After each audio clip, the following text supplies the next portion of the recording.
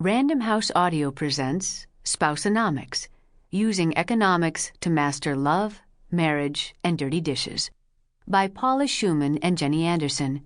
Read for you by Renée Raudman. Introduction. Robert, a handsome 38-year-old San Francisco entrepreneur, wanted to have sex last night. It had been a tough couple of weeks. A major investor in his energy drink company had bailed out. His marketing director had left to join a rival startup. And this afternoon, the supplier of his secret Balinese ingredient threatened to double its cost estimate. Joanne, Robert's wife, was not even remotely in the mood to have sex. She was beat. She had spent the day on conference calls with grouchy New York traders, missed lunch, nearly rear-ended an Escalade racing to pick up her kids from soccer practice, and still had a stack of overdue bills to pay. She wanted to watch 24 reruns, eat a few Malamars, and go to bed.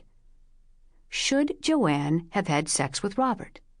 Robert would say yes. She's his wife, for Pete's sake. That's what she signed up for.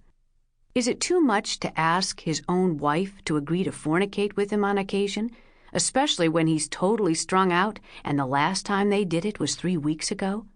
Doesn't she realize he has needs? Joanne's girlfriends, if asked, would tell her, no way. She doesn't have to put out every time Robert comes knocking. She's not some concubine in his harem. She needs to set boundaries, listen to what her own libido is telling her.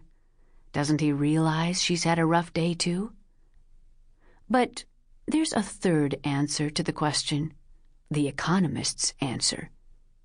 The economist would advise Joanne to strip away all the simmering resentments and scorekeeping, the questions about who's more tired and who's less horny, and keep things simple with a basic cost-benefit analysis.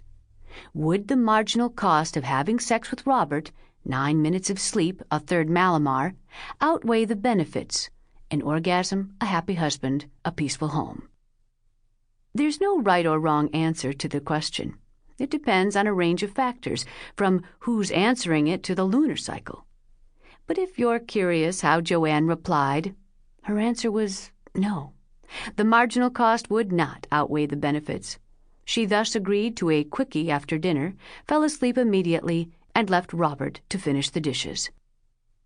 Welcome to Spousonomics, the art of using economics to minimize conflict and maximize returns on life's biggest investment, your marriage.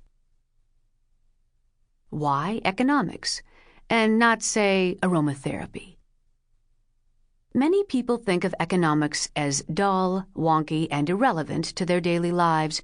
Those people are not entirely wrong. It's called the dismal science for a reason. Economists, it is true, have been known to write papers riddled with impenetrable equations, Greek letters and words like autarky, satisficing, and monopsony. In English, self-sufficiency, autarky, settling for what's good enough, satisficing, and a market controlled by one buyer, monopsony. But that's just so no one else can understand what they're saying.